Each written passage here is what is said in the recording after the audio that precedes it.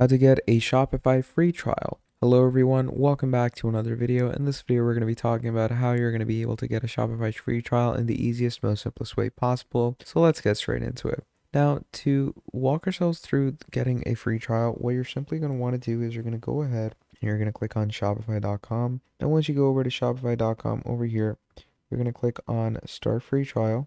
Now, as you click on start free trial, we're going to wait for things to load up, okay? And as things load up, what is going to happen from here is basically your email is going to be asked. So just go ahead and enter your designated set email. And obviously moving on from there, you can add more of the things that your Shopify is requiring. But yeah, the free trial is a pretty simple thing that you can walk yourselves through. And even if I click on login over here, it takes you to the admin where it asks you to create a new store. So just simply go ahead and choose the email that you want to sign in with. And once you choose the email you want to sign in with, go with the necessary information.